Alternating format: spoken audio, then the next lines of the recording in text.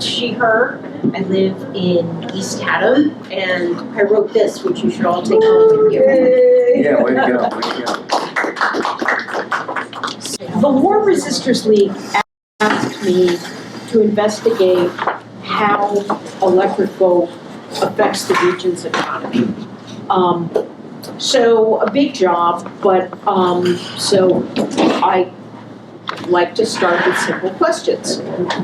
And whenever we hear our leaders, meaning politicians or business leaders, talk about electric boat, we are told how lucky we are to have them here because they create great jobs. And back when I was a baby reporter, you didn't just write down what people said. You actually went and checked if it were true. No one did that. Politicians say that these are good jobs. It's printed that these are good jobs. The assumption is that these are good jobs. So that's a question that you can answer with math. So I did a lot of math. The other thing that occurred to me as sort of a secondary question as I was working on the report was that there always seemed to be an implication in all these statements about electric boat. That electric boat was the only possible source of good jobs. That Eastern Connecticut would just be lost if electric boat went away, which is actually fairly unlikely for it to do because it's located next to a sub-base and things like that. But there is this assumption that electric boat was absolutely essential and worth all the money that we as taxpayers put into it. So let's look at some of that. Now, I'm just going to review the way the economy works in this country for you and me, anyways, not necessarily for electric boat. This is how capitalism works. Private individuals or corporations put up their money and take risks. So if I decided I wanted to open Colleen's Bakery, I would have to rent a space. I would have to buy ovens. I would have to get myself a way to pay my mortgage while I wasn't making a wage. I would take a lot of risks, and hopefully that would result in profits for me. Supply and demand determines the prices of goods and services, with competition keeping prices low. I couldn't charge $17 for a chocolate chip cookie, or you would go buy it someplace else, right? Profits can be reinvested to expand and improve the business. Say things are going really well for me, and I decide if I had bigger ovens, I could make more food more quickly and increase my profits. So I could make that investment, which would help the local economy because I buy my oven from somebody.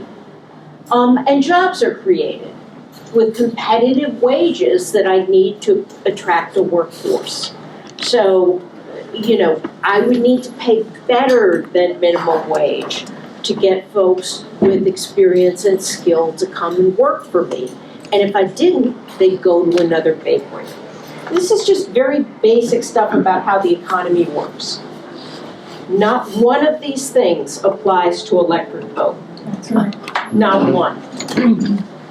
The individual puts up the money and takes the risks. That's not how it works with electric boat. One thing that the report really looked into was Connecticut gave electric boat $83 million over 5 years. Now, why? I mean, it's part of a larger company that makes multiple billions of dollars in profit every year. Why would electric boat need our money? I don't know. Also, it contests local property taxes in every town where it does business. So, New London, Groton, Norwich, in every single town, they have either played hardball negotiating with the tax assessor, or they have taken them to court. And they have got the properties they own in these towns reduced in value by hundreds of millions of dollars. And that's value that you have to make up if you own a home. Or if you are a landlord, you have to make up those taxes so you charge people more rent. It's driving up housing prices, and they're not paying for building the roads or improving the schools or all the other things we talk about doing to make it palatable for electric boat to be here.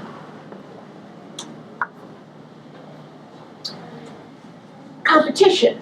I have to worry about the bakery down the street. They don't. There are only 2 companies in the United States that can build nuclear subs.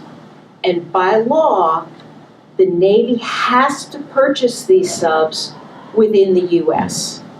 And in fact, our government has worked to get EB deals with other countries. They're now making 3 to 5 Virginia-class submarines for Australia. If in my little bakery, the state is not going to do business development for me and go out and get customers, right? But we do that for electric boat. So there is literally no competition. The Navy wants far more submarines than either of those manufacturers can produce. So they can always make an incredible profit. And speaking of profits, their Department of Defense contracts are cost plus. This is not a usual setup for the Pentagon. It's special for submarines. And what that means is the profit is guaranteed. It's written into the contract. So say, back to my chocolate chip cookies. They cost me $1 to make. I sell them for $1.50. That 50 cents is mine. That's my profit. But the price of eggs has gone up, and the price of electricity has gone up. So maybe now it costs me $1.25 to make a chocolate chip cookie. So I've got, oh, isn't that nice? I've got a choice. I can either settle for half the profits, or I can raise the prices.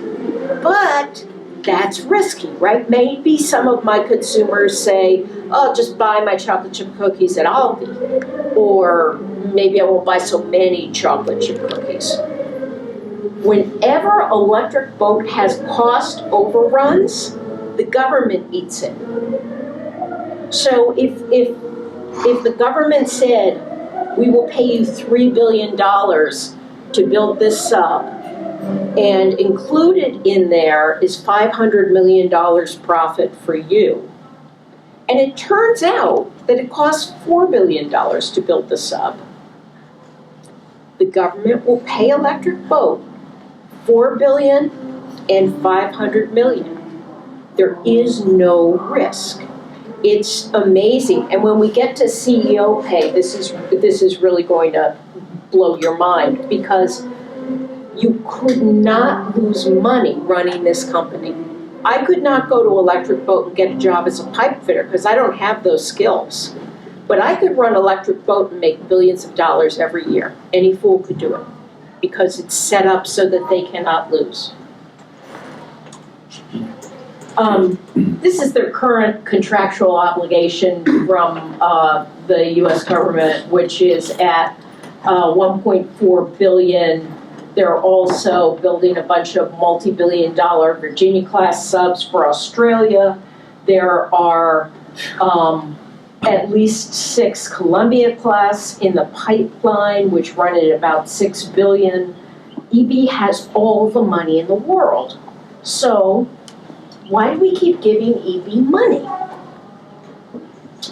I'll give you a great example. If I wanted to buy that new oven, I couldn't call up my state rep and say, hey, Norm, I need a new oven. Can you get me the money? No. But when EB started building the Columbia class, it's much bigger than the Virginia class, so they needed a deeper channel.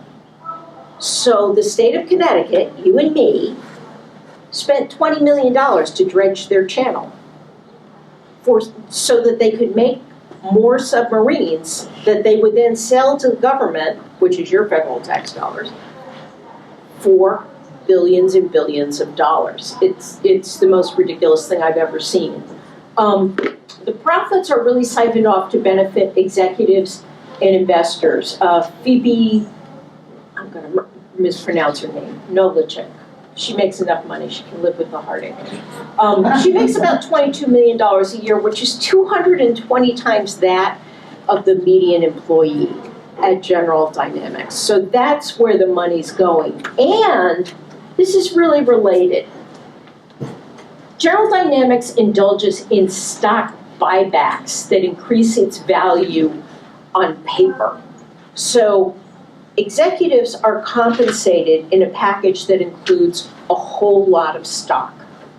So every time the stock price goes up, the executive's wealth goes up. And one way that you can artificially make your stock price go up is to buy back shares. GD does this regularly and spends more money buying back shares than it spends on physical investments in its various factories around the country. It's moving around money. That's its primary revenue source. So the good jobs, back to the good jobs. So this should have been really easy. The state gave EB $83 million in exchange for that every year. EB had to file paperwork with the Department of Economic and Community Development, which is funded by our tax dollars, with information on its payroll, on its spending for in-state vendors, real information that would let me dig in a little bit and calculate the average salary in Groton, know a little bit more about how much bang for our buck we were really getting. I asked the Department of Economic and Community Development for that information. They refused to give it to me. I took them to the Freedom of Information Commission, had a very amusing hearing there that Joanne was witness to. It was like me, right? Me. And then there's these partners from Robinson and Cole that work for EB, and there's all these assistant attorney generals, arguing their guts out that I am not entitled to this information. And indeed, I did not get this information. But I did some other FOIA work, and I found out that 319 EB employees are receiving SNAP and or Medicaid. If you have a good job, you don't need food stamps. It's not to say that there aren't engineers at the top of the pile making good money, but not everybody is making good money. And if I'm going to subsidize your company, I don't think I should subsidize it twice by having to give public benefits to workers that you're exploiting. Mm-hmm. A number earned below the county median income of $37,000 a year.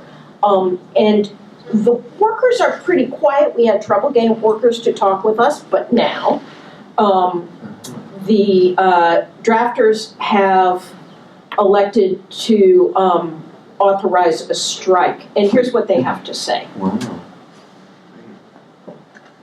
Welcome to Groton, Connecticut, the submarine capital of the world. When the U.S. Navy needs submarines, they come to us. As Marine drafters at General Dynamics Electric Boat, We design our military's most strategic assets. Columbia and Virginia-class submarines. Our hard work guarantees decades of record profits for General Dynamics. Our CEO salaries are booming. So why do we feel like we're sinking? Our town has been building ships for over 125 years. but living here is getting more and more unaffordable. They divided us with tears. We take away pension for our new workers, all while enjoying record profits. Thanks to government contracts. But we're done putting up with corporate greed. Now is our time. We're leading the fight to win back pensions We're raising our wages to where they need to be. From cost of living adjustments to profit sharing. We're going to fight for what we deserve. We are electric vote. We are the union. And we are standing up as united auto workers. Woohoo! Right on. So I apologize if folks couldn't hear all of that. I'm just going to review a little bit about what their complaints are. They used to have set pensions. New employees no longer have that. They have 401ks, so they didn't do very well in the past few weeks. And Electric Boat is talking about raising their contribution to their health insurance by more than 100%. again, the parent company made $3.8 billion in profit last year.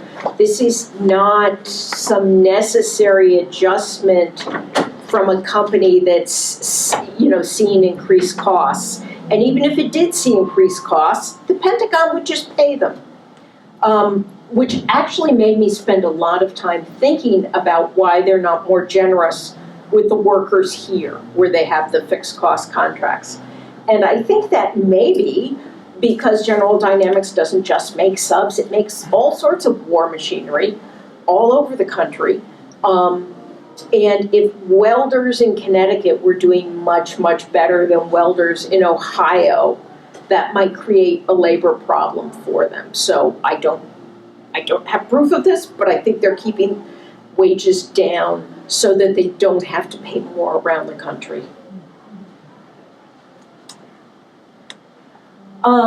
So we pay the bills, but we do not see the receipts. This is what I received from the state when I asked to see the economic reports that Electric Boat has to file. Looks like something that came out of a Soviet gulag.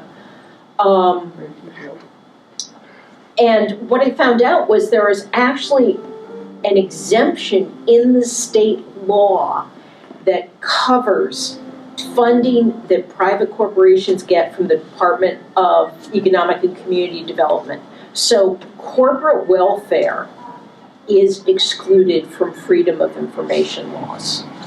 It's really quite incredible. And to get back to so are these all good jobs? No, they are not good jobs. I can say that conclusively. I know that. Are they the only possible jobs in this region? No. We spent $83 million doing things like, dredging their channel for them. Imagine the state of Connecticut put that kind of investment in green industries or in job training programs for things that actually benefited us during the pandemic, right? So many of my friends in healthcare were losing patients because they didn't have access to ventilators and protective equipment. What if we made that instead? We could. We choose not to. And I really think it's a naked emperor situation. People aren't asking good questions. We're told they're good jobs, and we just accept they're good jobs. We're told they're the only jobs, and we accept that they're the only jobs. But people really need to back up those kinds of statements. And all the evidence that I found says otherwise. But I want to tell some stories. I moved to southeastern Connecticut basically to oppose the building of the nuclear submarines here. I worked at War Resisters League. I just finished organizing, being on the organizing team for the Continental Walk for Disarmament and Social Justice. Making connections for me has always been really important, and I think that being part of that there are connections, and it is a, guns versus butter kind of a thing, but it's much more connected than I think we tend to think. And so when I came here, I not only inspired by the Community for Nonviolent Action, where I moved to in Voluntown, who had also moved here in order to oppose these. The whole issue of economic justice is totally interconnected. So it's the doing economic conversion work, which they started doing in the mid-'60s. It's doing community land trust work, which Bob Swan started doing in the late '60s, kind of making those connections and seeing how they're connected.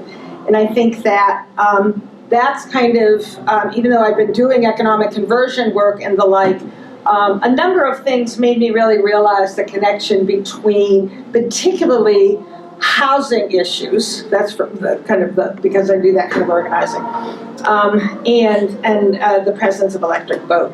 And it started, as some of my family members know, I clip newspapers. I read the newspaper with a pen in my hand and the scissors right nearby. I'm like, oh my God, they're talking about EB. They're kind of, how do you put these pictures together? So back in 2018, there was an article in the New London Day that Kathy Austin, who is our state senator, was showing the head of HR at Electric Boat apartments at Panoma Mills. So people who live around here, now Panoma Mills is a beautiful, huge, massive old mill, had been empty for decades. When I was on a local housing organization, a TBCCA housing committee, we looked at it to try to see if we could make it into affordable housing, and it was just too far for us, but a developer is developing it. Kathy is showing the HR person at EB the affordable units in this building, not the market rental. And so that made me go, wait a minute, why is our state rep doing this? Why do they need that? Because, as Colleen said, and as any of us who live here know, it's just this machine that keeps telling us what great jobs these are, great jobs.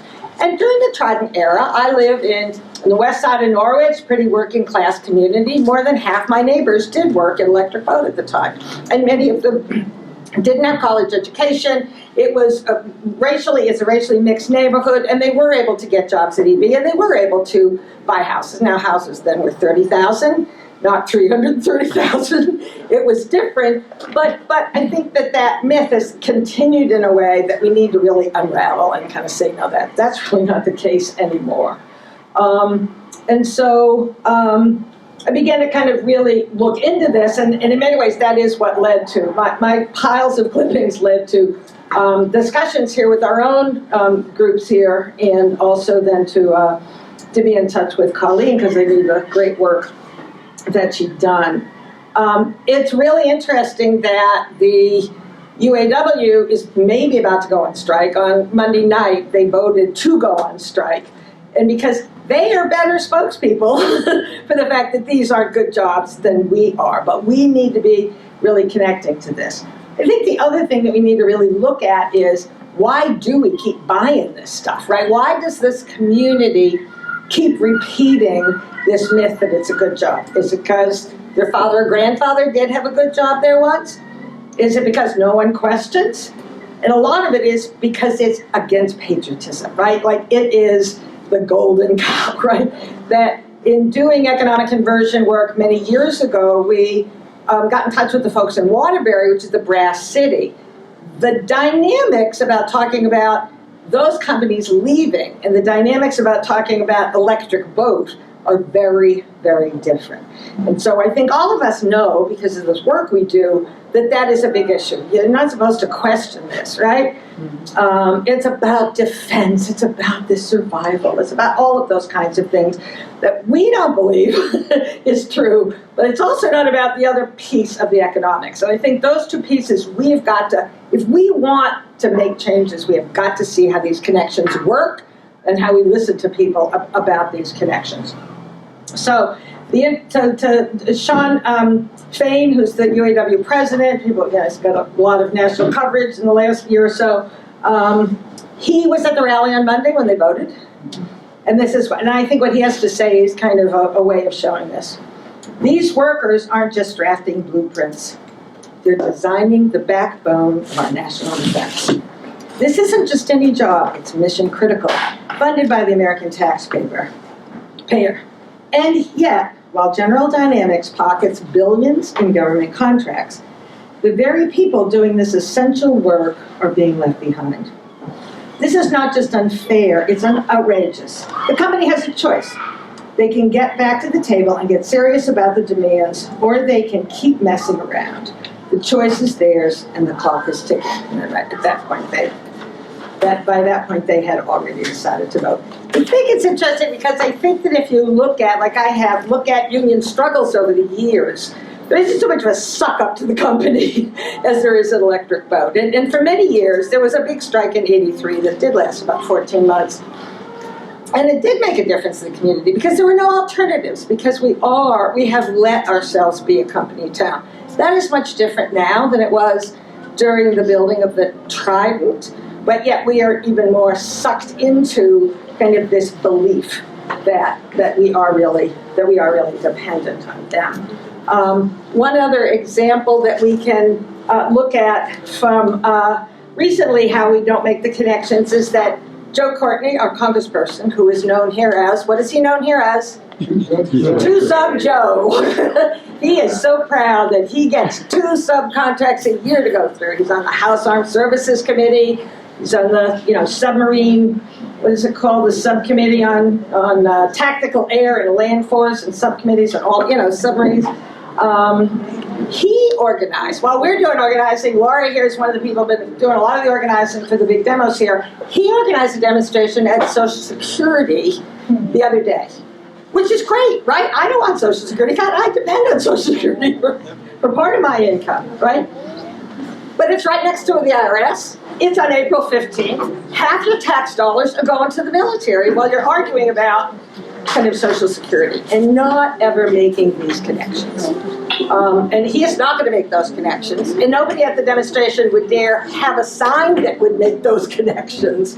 But yet by not making those connections, we're not speaking the truth, right? We're not speaking the truth to power. We're not letting the powerful, we are letting the powerful just kind of keep this going. So why do we do it, and why? And I think as somebody who lives here, also doesn't pay my taxes, I have to say, because of this.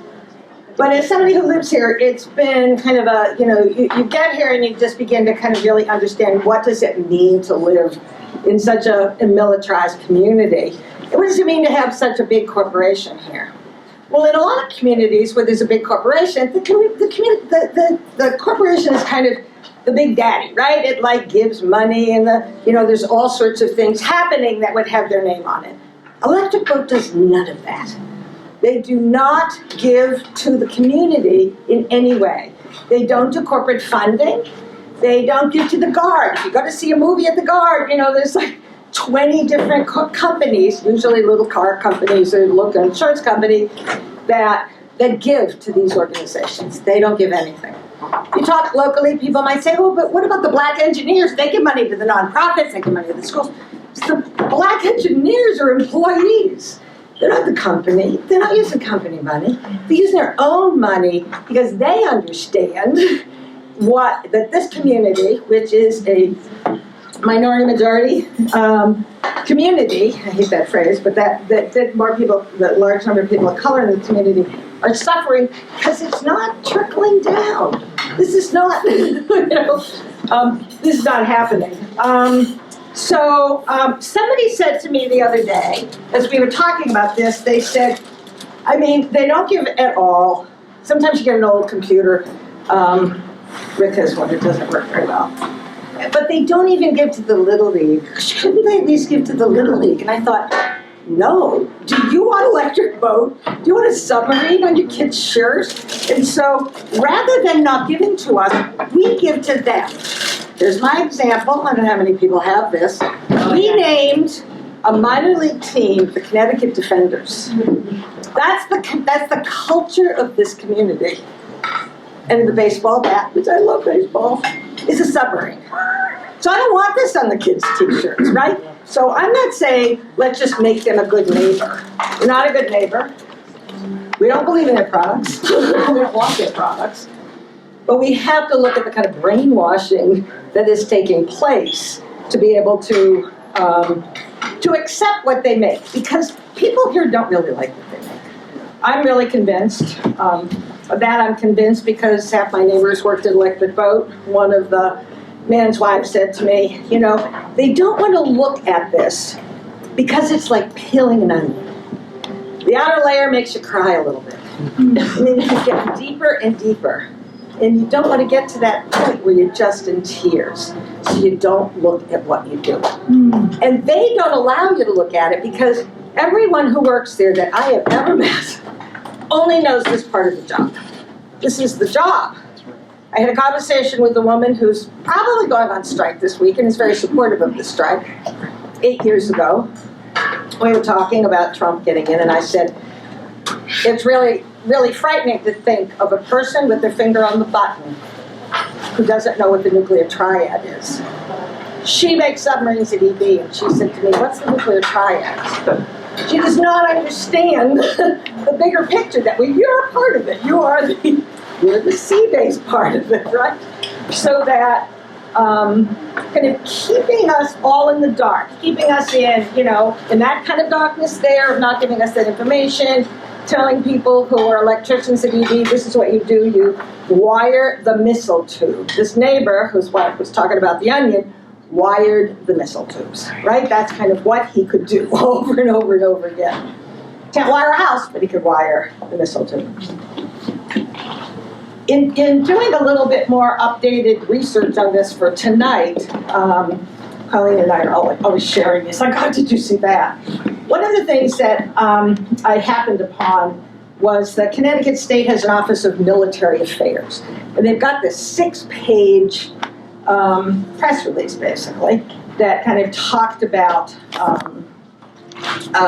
that just talked about all the great things happening with the beginning of the Columbia class, and how, I love the phrases that they use, but, well, actually, it's the Connecticut Mayor writer who kind of gave the little sections, all hands on deck, the war for talent, that it's all done in these kind of militarized kinds of ways. I think maybe another sports story, and then I want to get into really having more discussion, because I think it is about the culture. Oh, the one place that I have found, I'm going to ask if anybody here, is there one place you can think of where you do hear about EB jobs within a kind of what looks like it might be good for the community? Anybody here a Connecticut Sun fan, the basketball, women's basketball? They have, yep. So last year, build submarines, that's right. So the big thing is go to women's basketball, which is very popular now, and they support STEM programs for girls. Now, of course, the administration right now is pulling STEM programs from girls because it's DEI. You gotta remember, don't want those girls knowing too much. But that is the one thing that Electric Boat supports in this community in any kind of a way. And what is the STEM program? It's a pipeline to work at Electric Boat. It's not about, hey, maybe you could get a good job somewhere. And they have already begun to premiere, like last year, there was a kid who graduated from one of the local high schools, and Evie was there giving her a job at graduation. And like that kind of, they're not subtle. They're not subtle at all. So the other way that we really seriously pay for this here is through all the support that becomes kind of financial, right? So we're going to particularly look at New London, although as Colleen said, it could be Norwich, it could be Groton, but New London is in a particular situation because of the engineering building and because there are higher paying jobs there than there are on the Groton side. And so what New London's government is doing, so here you have your third layer of tax dollars. You got the federal money, you got all this state money, and now you've also got what's happening here in New London, right? And so in terms of housing, because part of this kind of, we're behind, and yes, there'll be cost overruns, and some people blame it on, well, there aren't enough workers. Well, why aren't there enough workers? There's not enough apartments, there's not enough housing. So what do we need to do? We need to give our tax money to the developers, because if you say you want to build apartments for EB workers, you are pretty guaranteed a 15 to 20 year tax abatement. And what happens? That means, and I'm really sorry Maya is sick and not able to be here, but what that meant, she's doing the People's Budget in New London. What that means is New London gets a lot less taxes because of the tax abatement. So, a couple of examples. Just recently in September, the City of New London gave a $6.5 million tax break, $6.5 million over 20 years, to a developer building 500 units at Fort Trumbull, right next to Electric Boat. That the Vessel building in downtown New London, which looks like what some of us call it the Lego building, there's just, I think there's, how many units are in there? But they got a tax break of $525,000 to the city. And we could just go through one after the other. The docks, for those of us who go to Electric Boat down Howard Street, there's hundreds of those apartments in buildings like the Beam and like the docks. and they're not only the developers getting tax breaks, but you want to talk about the reason that rentals are going up more and more in New London is that those are bringing the prices up, right? So the median, it looks like the median income's going up where it's really not. It looks, I mean, it is for them, because it's the median, it affects the stats. And in New London, 21% of the people in New London live below the poverty level. 21. So that alone, in New London, in this city, 21%. That's twice the state average, right? 10% is the state. So, good for the economy? How could New London be good for the economy when that's basically the economy? On top of it, electric boat, as Colleen said, also has challenged the city and gone to court over getting a much larger tax break. And so they are paying $20.5 million less in property taxes than basically the appraised value of that building there. And I'm sorry Rhonda's not here tonight. She was a daycare worker, and she said if that, you know, when I understand the folks who got arrested today got arrested at the South Gate, and that round building across from that South Gate used to be the child care center when it was Pfizer. And the city of New London asked Electric Boat if they could keep it a child care facility because it was so well and appropriated for being a child care center. It's not a child care center. They did not even give the city that amount despite their, what did I say, $20 million tax break. So I think we're getting the picture here. I think the picture is clear that these things need to be heard. We need to listen to stories in the community. You know, while a lot of people kind of talk about it, we did a listening project, community survey, years ago as a lot of layoffs were happening. A lot of people were honest about kind of, yeah, this is a problem, being here. When we walked through some of those neighborhoods on the way to EB here, people will talk to you about it. people be honest. My neighbors were honest about it once they got to know us. So I think it's really important for those of us who are organizers to really hear the community and to really speak the truth about what we know. We have these resources to dig up the truth and to kind of to say the truth. Because if this community, if it doesn't change, then none of us will really survive. And I think just one of the things that my conversation with Maya, as we were talking about doing this, she says we have to really help people to learn to question authority. I think that kind of, you know, so I'll leave it at that for now.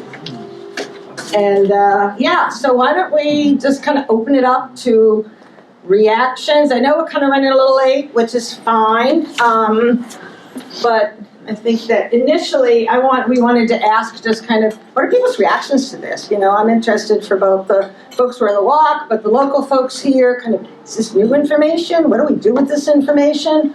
You know, we are very interested as the Connecticut Committee here, the host group and War Resisters League, of saying, okay, how do we do more organizing around this? What are the next steps? What more should we be doing? And then I think it's also, I do, because I do regional and national work with War Resisters League, it's really important that we keep sharing some of these strategies with folks, you know, outside, who are also in other areas where there are other companies, even when they're a bit different, but we know there are a lot of other General Dynamics plants doing other parts of the nuclear triad elsewhere.